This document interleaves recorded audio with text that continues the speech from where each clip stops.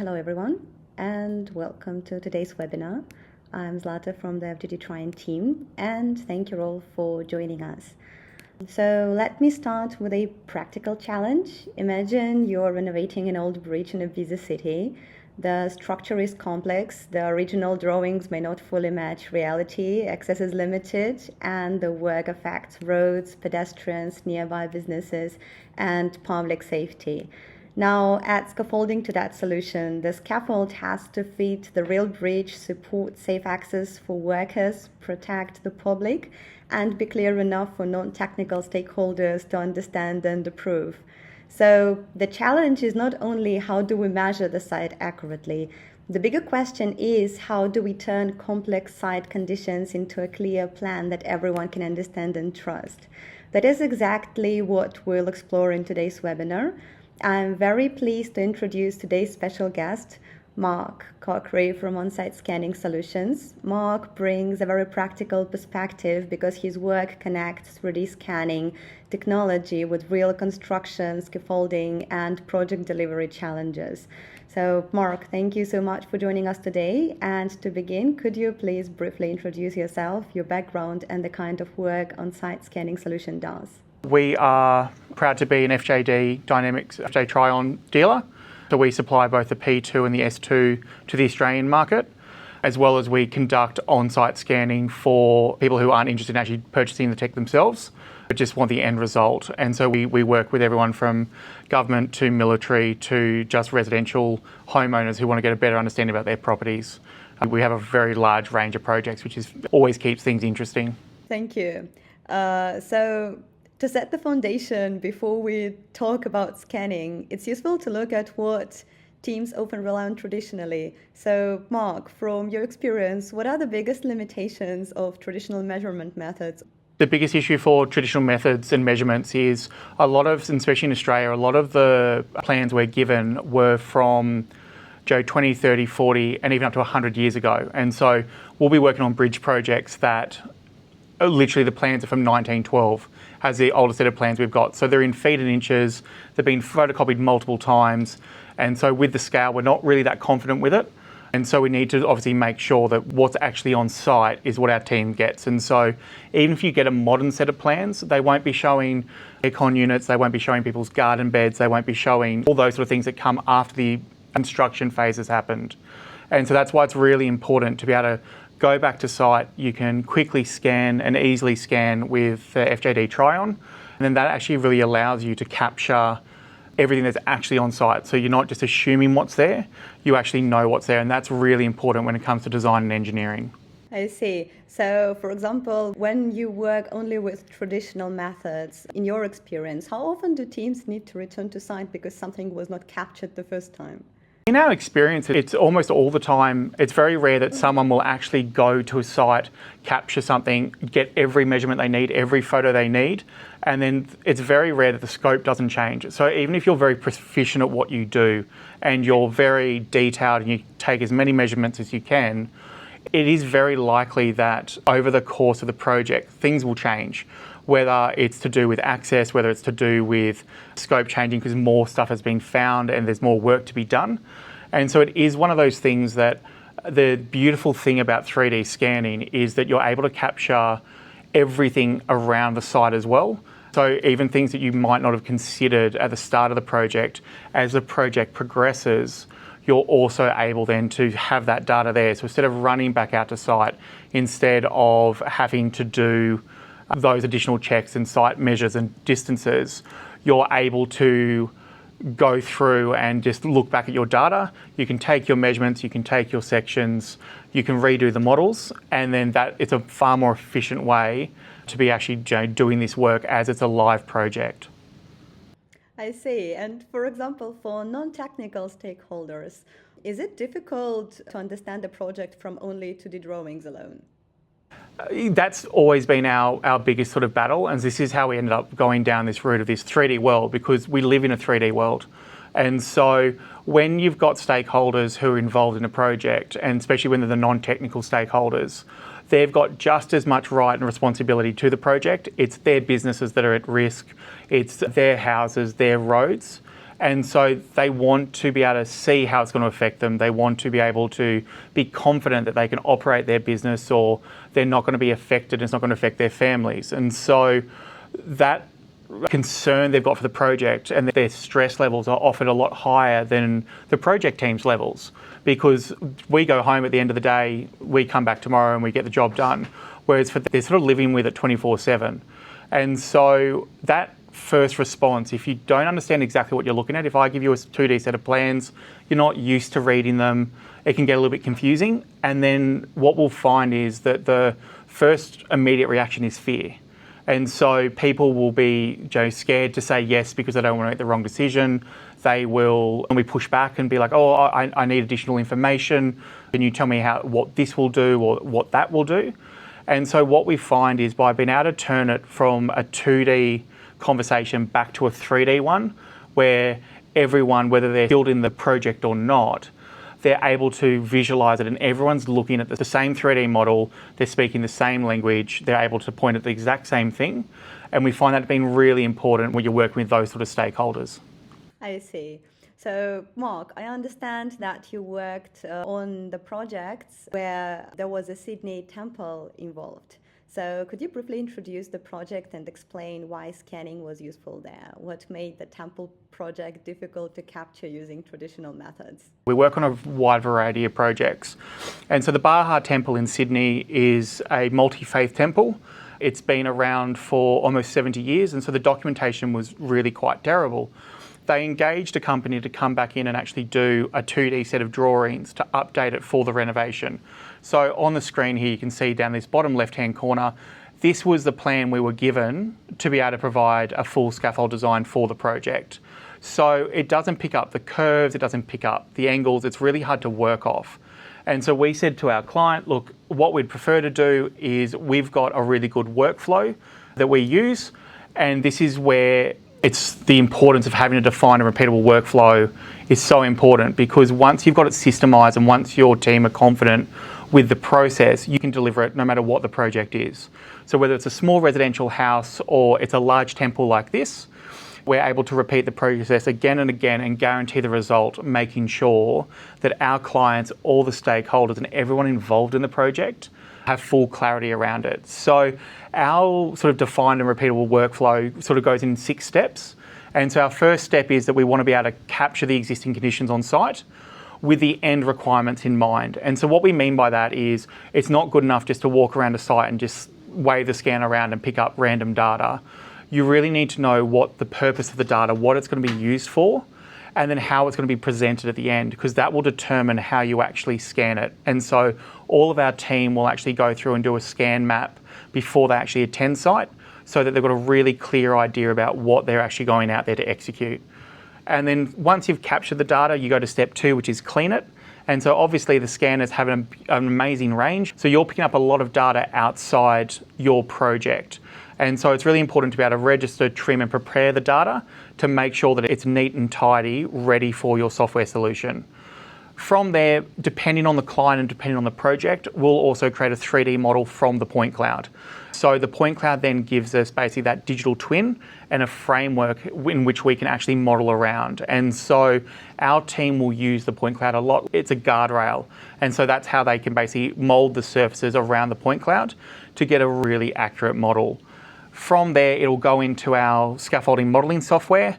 We then can provide visualizations to the clients, detailed plans for the engineers, and then that provides clarity to the project.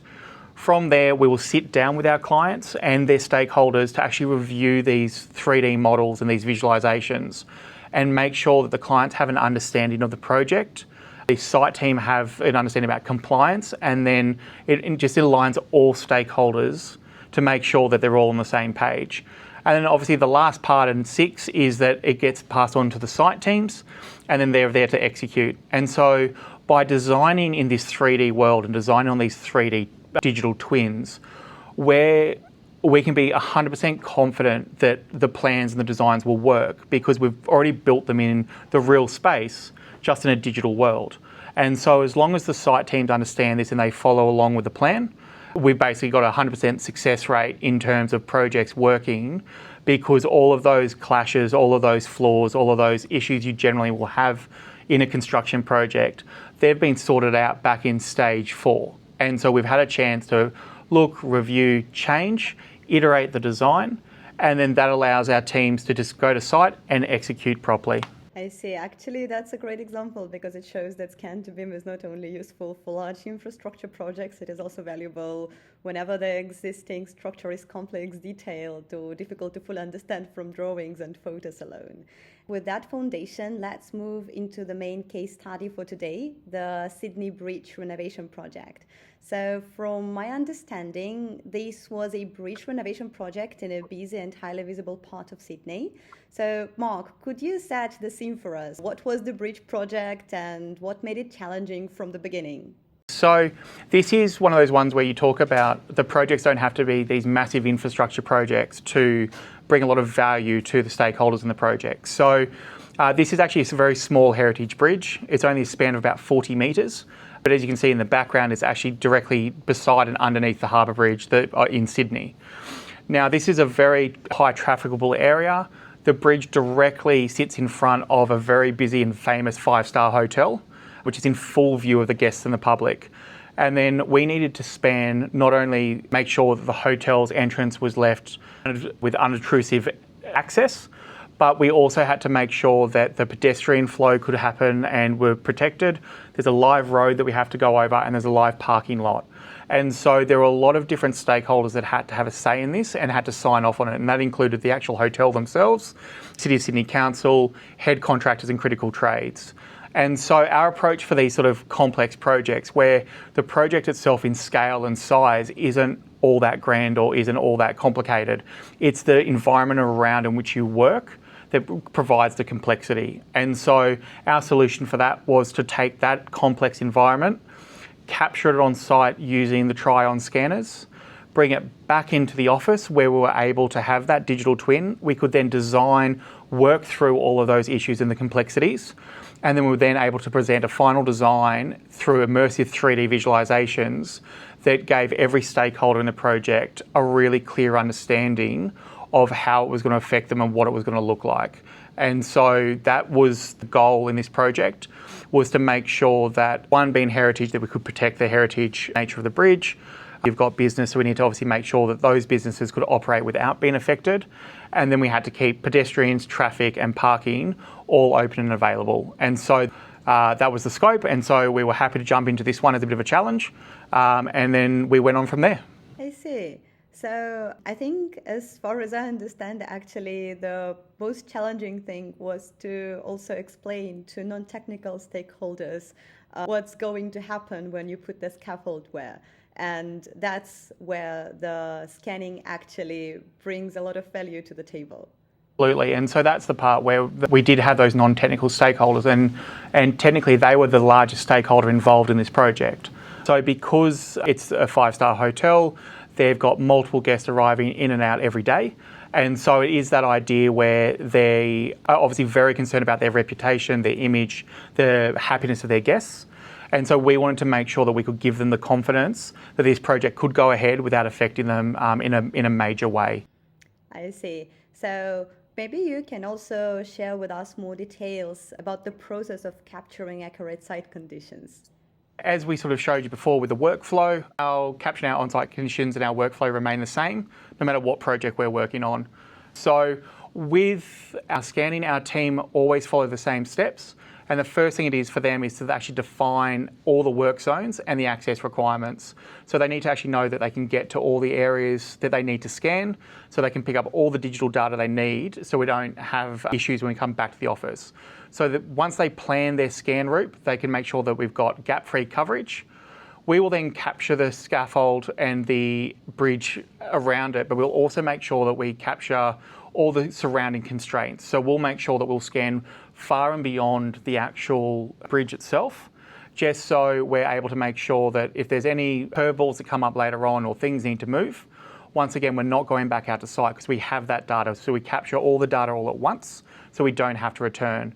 And then the beautiful thing about the Trion range is, as you've just seen on the little video on the right-hand side, is the fact that you're able to review your coverage before you leave site. So our team can scan, see the point cloud in real time on their phones. And then once they're finished doing the scan, they're able to actually review the data on site to make sure the job's done. And that's a real game changer for us. As we sort of said, that we've actually gone through and captured far more data than we needed originally.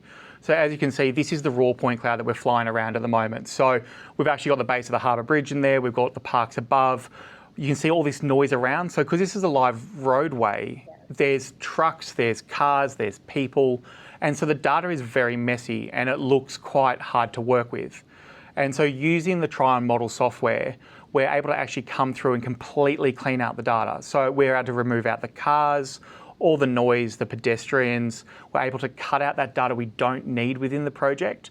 And then this allows us to provide a really clean, easy to use, easy to visualize point cloud for our team and the stakeholders. And so being able to actually spend the time going back through and actually deleting out the data you don't need and cleaning it up is what really becomes an important thing for our team and the success of the projects. Because without removing that noise, sometimes you can have clashes that you don't recognise because there's a little bit of extra data somewhere or everything else. And so by optimising the point cloud, by going through and cleaning it up, that's always our next stage to make sure that we prepare the point cloud properly for design. And by the way, how much time did it take you to prepare this point cloud? Well, that's the beautiful thing about the Trion model software is it was about a 15-minute exercise to actually go through, cut out all the excess data, and then go through and then remove all the cars and vehicles. So because you've got the clipping box function within Trion model where you can go through and hide the data as you need it, you can basically systematically work your way through section by section, remove out the data that you don't need without deleting data that you do need.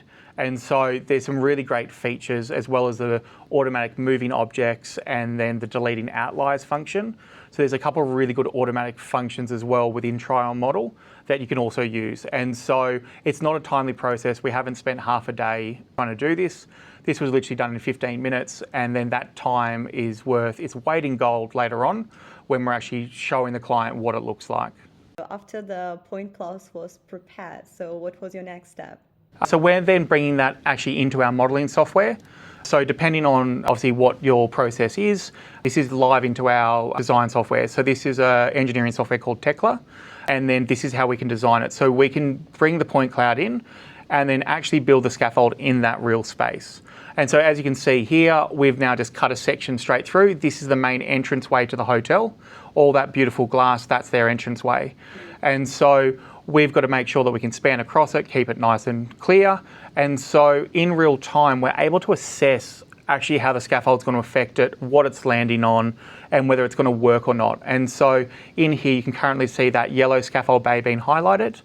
What will happen is the team's actually going to make it larger. So ideally, the larger the footprint, the more stable the scaffold's going to be. However, as soon as we've made it larger, we've just realised that we're now landing on service pits for the telecommunications. So council, if they saw that, would knock us back and then would get a fine for it. So in a matter of 15 seconds, we were able to go, oh, absolutely not, that's going to clash with it.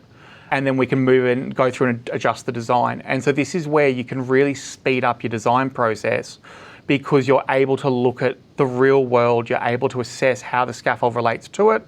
You can look at how you're going to tie the scaffold, how it gets based, your heights, your angles.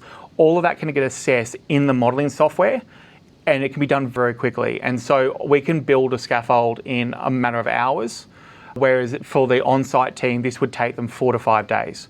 So if we can go through and actually work out those mistakes and work out those issues whilst we're in the office, we can drastically speed up the installation time, which saves not only time and money in terms of transport, but also in labour. And so it actually brings down the cost and improves the margins for our clients as well.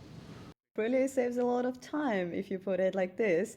And so what was the reaction of the stakeholders?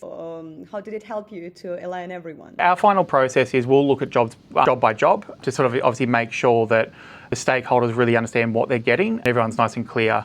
And so we were able to basically use an online platform where we're able to bring in the photo data from the Trion X3 camera, and then we're able to actually bring that in and place locations around the scan zone. And so this now allows our clients to look in that real photo 3 world and clearly see how the scaffold's going to affect them, where it's landing, where we're tying. And so everyone from the non-technical stakeholders, so the hotel management team, then council can go through and they can assess that we're not blocking pedestrians, we're not causing issues with traffic.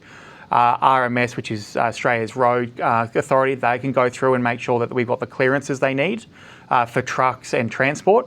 And so this now package can get presented to everyone, and then no matter on their level of technicality or their level of understanding of the project, they're able to actually visualise really, really simply how this scaffold is going to interact with them and their environment. And then this is where we have unbelievable success. So basically the hotel approved this on the same day. And so when you start dealing with stakeholders who aren't normally in, and you talk about a 5-star hotel, it's their main entrance, for them to turn around in one day and say, absolutely, this is fantastic, we're happy for you to proceed.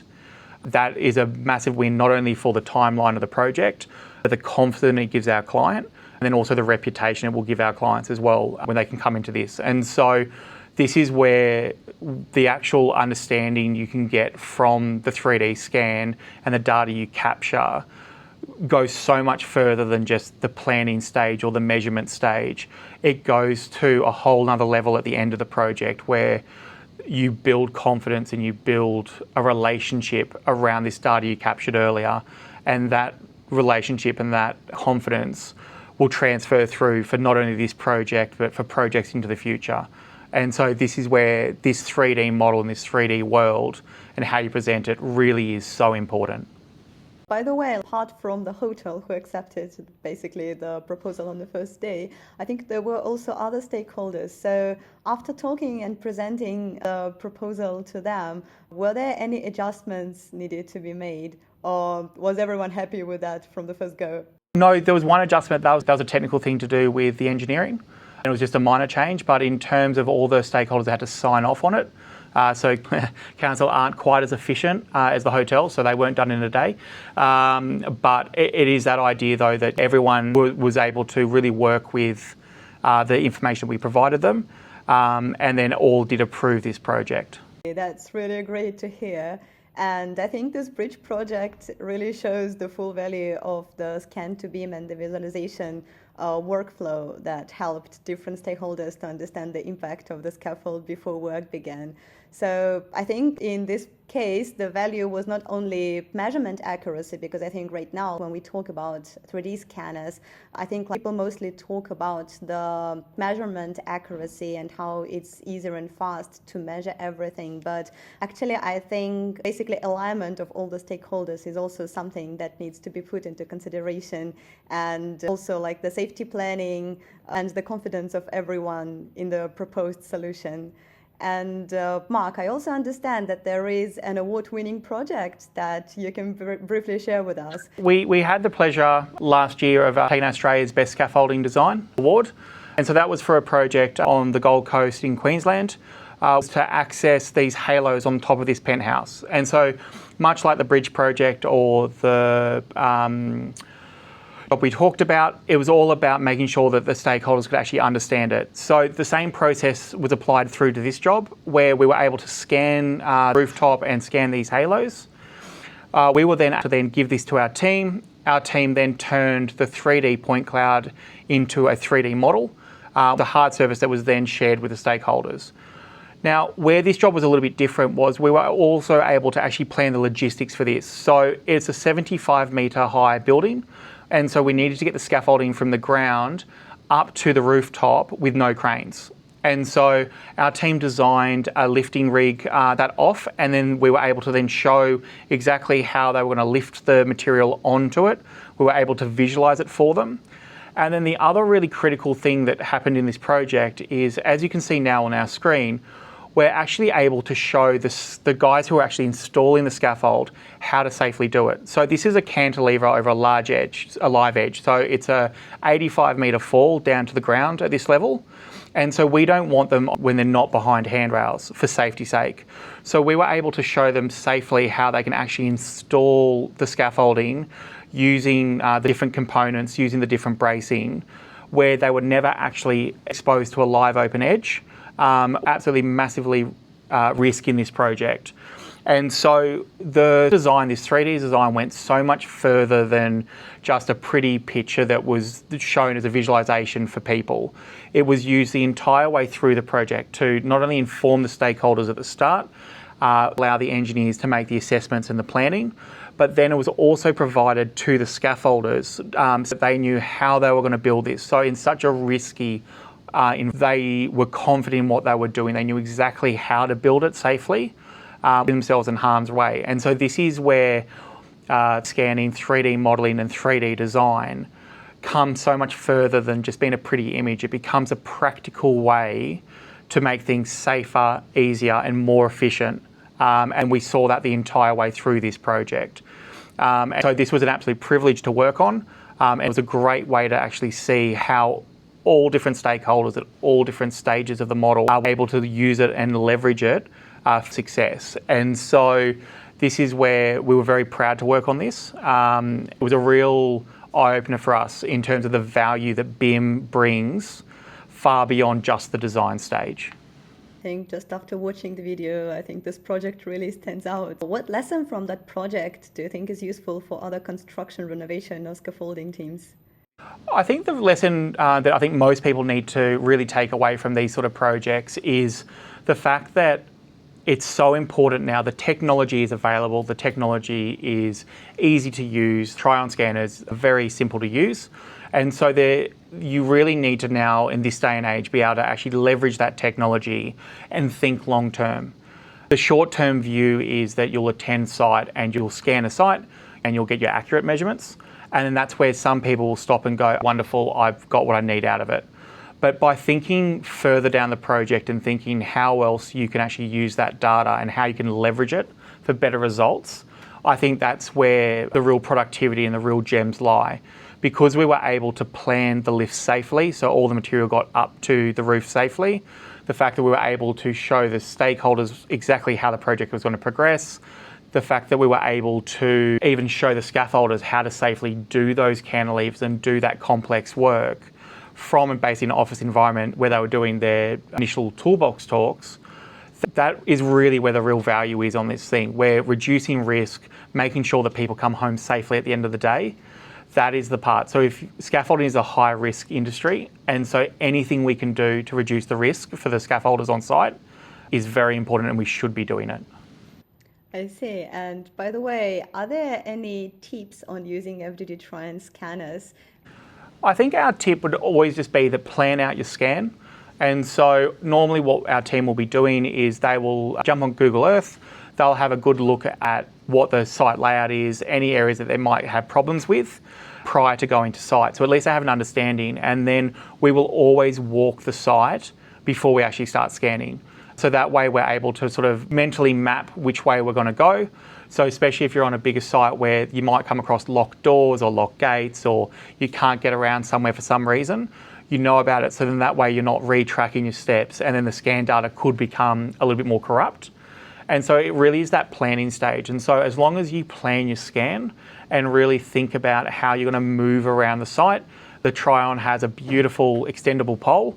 So we can get up to about 6 meters in reach. So if we have to get over walls or roofs or parapets, we know that in that area, we need to have the pole set up ready to go.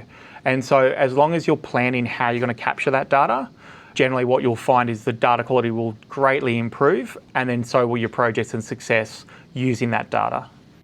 I see. And by the way, you know that we have several series of scanners. So today we talked about the temple project, also the bridge project and the wood winning project. So what do you think, which scanner is the best option for each of them? Well, so it was one of those sort of ones where the beautiful thing with the Trions is that they are set and they are really good in different environments. And so the bridge, so the temple project was done with an S2. So because the temple was about 70 metres high, we really had to make sure that we had that range, which was outside the line of the P1 or the P2. The bridge project was actually done with a P2 because it's quite a small project, and so we're able to just sort of capture that with a really quick, fast capture that the P2 allows for. And then this award-winning project was done with an S2 because there was so much open space. We really needed that 270-degree view that the S2 gives to make sure that the data stayed locked in and connected. So every situation has a different use for a scanner. And then so if there are people who are trying to work out, which scanner is right for me, it is sort of really just sort of thinking about most commonly what are your projects.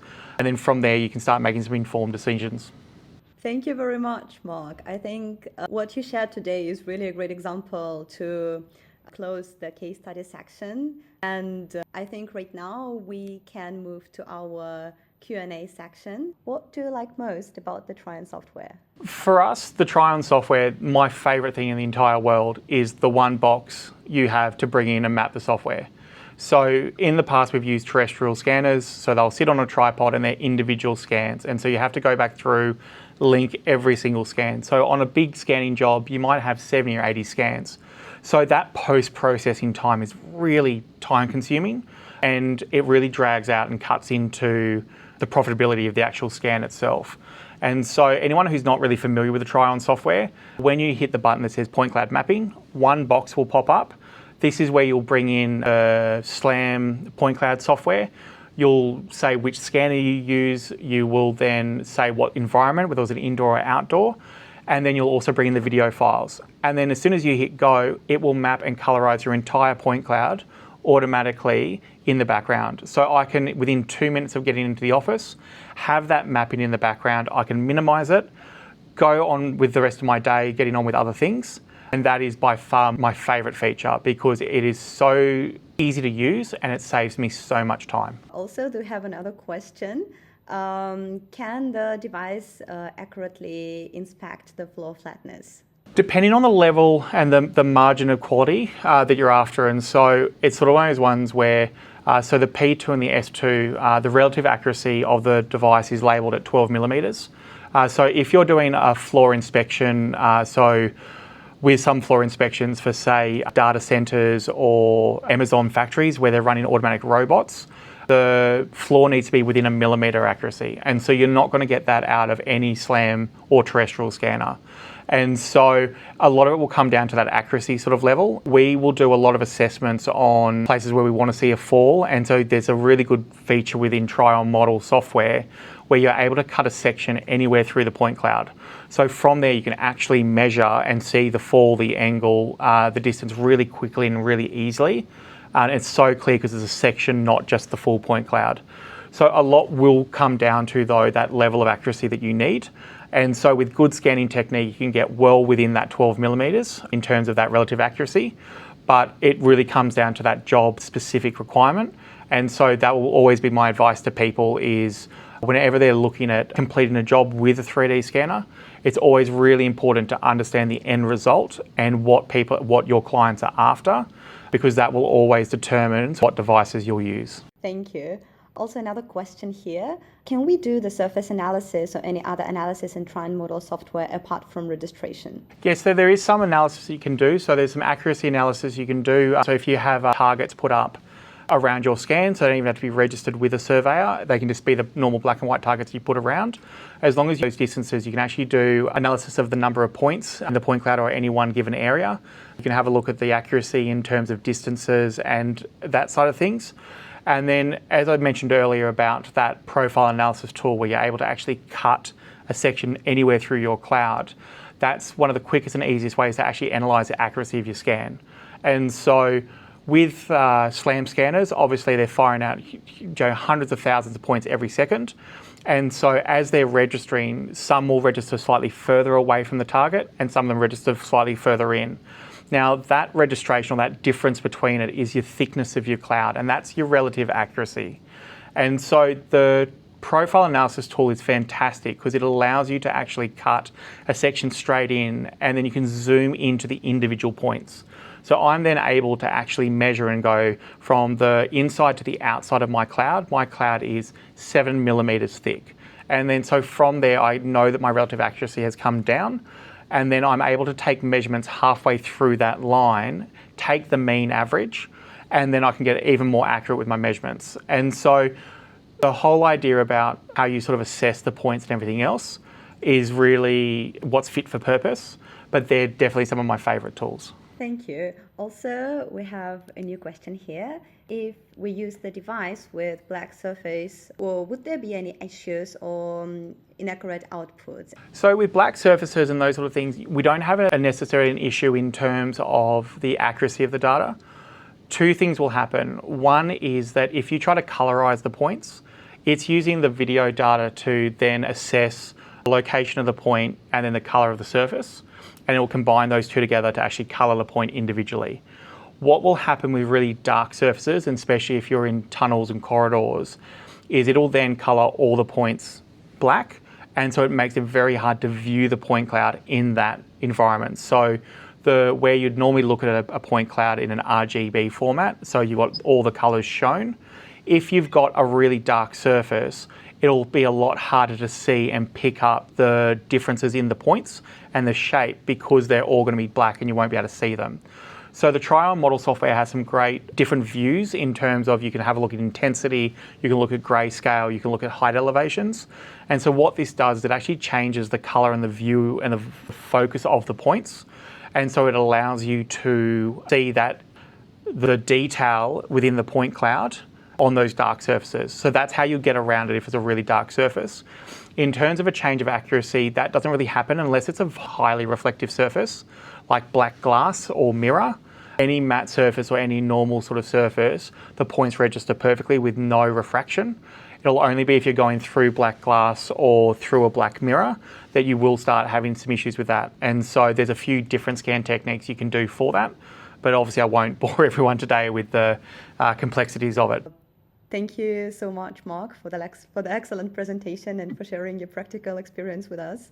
And of course, thank you to everyone who took the time to join us today. We hope this session was useful for your own projects and workflows.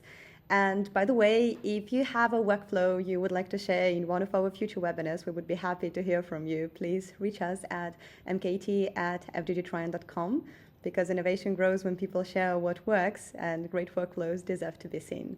We look forward to seeing you at our next webinar. So thank you everyone, and see you next time.